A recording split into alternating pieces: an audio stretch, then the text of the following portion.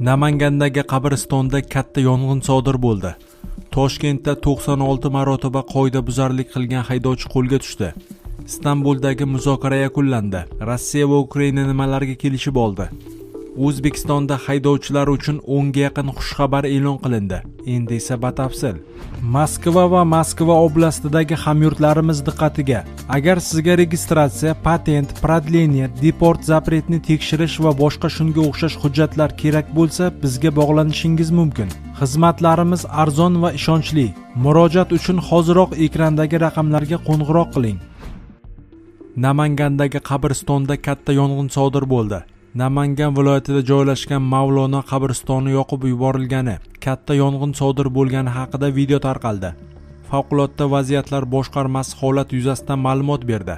Unga ko'ra, yangi Namangan favqulodda vaziyatlar boshqarmasiga soat 14:56 da tumanning Kuzgu ko'chasidagi Mavlono qabristonida qurigan o'tlar yonayotgani haqida xabar kelib tushgan. Xabarga asosan yong'in qutqaruv ekipaji soat 15:09 da yetib borib, yong'in soat 15:29 da qutqaruvchilar tomonidan bartaraf etildi.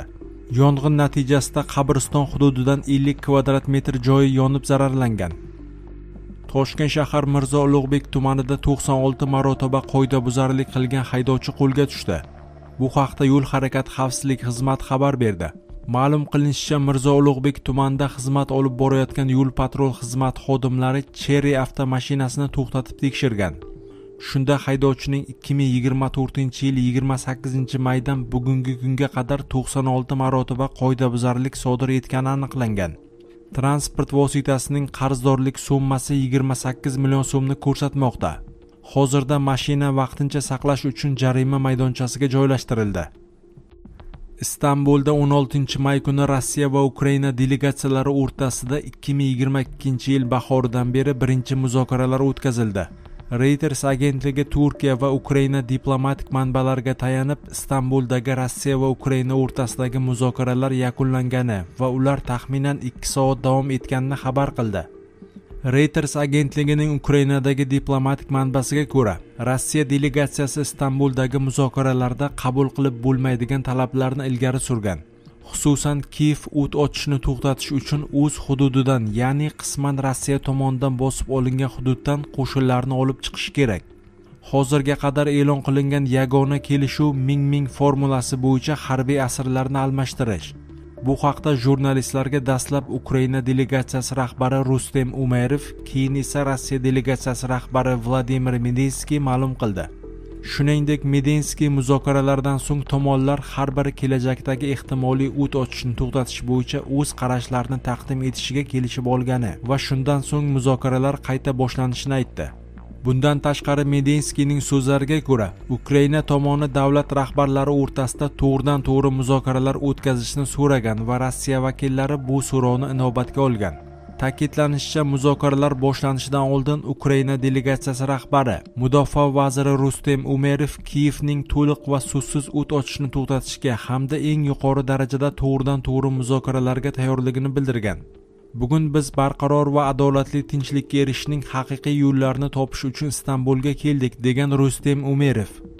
Rossiya delegatsiyasi rahbari Vladimir Medinskiy esa Moskva Istanbuldagi uchrashuvni 2022-yilgi muzokaralarning davomi sifatida ko'rayotganini aytgan. Ukraina tomoni bilan to'g'ridan-to'g'ri muzokaralarning vazifasi ertami-kechmi mojaroning asosiy sabablarini bartaraf etish orqali uzoq muddatli tinchlikka erishishdir, dedi Medinskiy.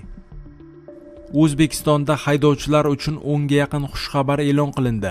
O'zbekiston prezidentining topshirig'i bilan haydovchilarga yengillik yaratishga qaratilgan hukumat qarori qabul qilindi. Bu haqda davlat rahbarining matbuot kotibi Sherzod Asadov xabar berdi. 1-iyundan boshlab yo'l chiziqlarini bosib qoidabuzarlik sodir etish holatlarini avtomatlashtirilgan foto-video qayd etish moslamalari orqali qayd etishga yo'l qo'yilmaydi. To'xtash chizig'i stop liniya bundan mustasno.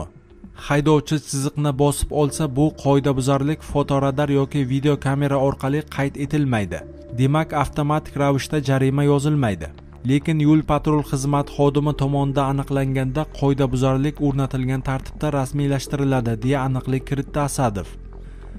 1-iyundan boshlab shaharlarda avtomobil yo'llarini ta'mirlash yoki yo'l chiziqlarini chizish bilan bog'liq ishlarni soat ertalab 7:00 dan 21:00 ga qadar amalga oshirishga yo'l qo'yilmaydi. Dam olish kunlari, shuningdek kechiktirib bo'lmaydigan alohida holatlar bundan mustasno. Ta'mirlash va yo'l chiziqlarini yangilash ishlari endi kunduzi emas, faqat kechasi, yo'llardagi harakat kamaygan vaqtda amalga oshiriladi. 1-sentyabrdan boshlab harakat tezligini nazorat qilishga mo'ljallangan har qanday turdagi statsionar va mobil radarlar joylashgan hududda radar yo'l belgisining o'rnatilishi majburiy bo'ladi. Radar yo'l belgisi radar joylashgan joydan kamida 250 metr, ko'pi bilan 500 metrgacha bo'lgan masofada o'rnatiladi.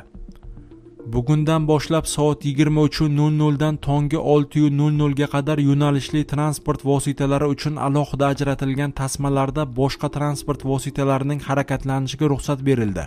Bungacha avtobuslar harakati uchun ajratilgan, ya'ni A harfli tasmalarda boshqa transport vositalarining harakatlanishi hozirda taqiqlangan edi. Soat 23:00 dan boshlab deyarli barcha avtobus yo'nalishlari o'z ishini tugatishni hisobga olib, hamda qo'shimcha qulaylik yaratish maqsadida boshqa transport vositalarining tungi paytda tongi soat 6:00 ga qadar ushbu tasmalarda harakatlanishi mumkin bo'ladi va bu qoidabuzarlik hisoblanmaydi, deyiladi rasmiy izohda. Maktab va bog'chalar atrofidagi yo'llarda soat 19:00 dan tongi 7:00 gacha bo'lgan vaqt oralig'ida, shuningdek dam olish va ta'til kunlarida ushbu aholi punkti uchun ruxsat etilgan umumiy tezlik chegarasigacha oshirib harakatlanishga ruxsat berildi. Ma'lumot uchun 2022-yil apreldan e'tiboran maktab va bog'chalar atrofidagi yo'llarda 300 metrgacha bo'lgan masofada tezlikni 30 km/soat dan oshirish taqiqlangan. To'xtash taqiqlangan va to'xtab turish taqiqlangan yo'l belgilarining maqsadga muvofiq o'rnatilgani nuqtai nazardan to'liq qayta ko'rib chiqiladi. Zarurat bo'lmagan joylarda o'rnatilgan yo'l belgilari demontaj qilinadi. Shuningdek, bu belgilarning amal qilish vaqtini ko'rsatuvchi qo'shimcha axborot belgilari o'rnatiladi. Bu belgilarda ko'rsatilgan amal qilish vaqtidan tashqari paytda transport vositalarining tegishlicha to'xtashi va to'xtab turishiga ruxsat berildi. Masalan, to'xtab turish taqiqlangan belgisining tagida amal qilish vaqti soat 7:00 dan 21:00 gacha deb ko'rsatilgan bo'lsa, transport vositalari ushbu belgi hududida soat 21:00 dan 7:00 ga qadar bemalol to'xtab turishlari mumkin bo'ladi, deya tushuntirdi Prezident matbuot xizmati. Temir yo'l kesishmalarida stop belgilari boshqariluvchi svetoforlarga almashtiriladi. Qayd etilishicha, bugungi kunda yo'llardan kesib o'tuvchi ayrim temir yo'llarda hafta yoki kun davomida vagonlar harakatlanmasa-da, haydovchilar belgi oldida to'xtashga majbur va natijada uzun tirbandliklar yuzaga kelmoqda. Shu munosabat bilan qaror bilan avtomobil yo'llaridan o'tgan ayrim temir yo'l kesishmalarida stop belgilari boshqariluvchi svetoforlarga almashtirilishi belgilandi. O'zbekiston yo'llaridagi barcha radar va kameralar yil oxirigacha to'liq xatlovdan o'tkaziladi. Ichki ishlar vazirligi tomonidan 2025-yil yakuniga qadar chorraha va yo'llardagi barcha maxsus texnika vositalari to'liq xatlovdan o'tkaziladi.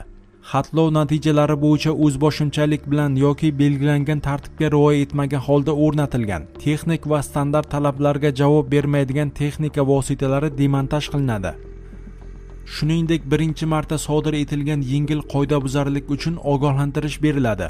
Ma'lum qilinishicha, prezident topshirig'iga muvofiq ma'muriy jazolar tizimiga yangi ma'muriy ogohlantirish ta'sir chorasini kiritishni nazarda tutuvchi qonun loyihasi ishlab chiqilgan.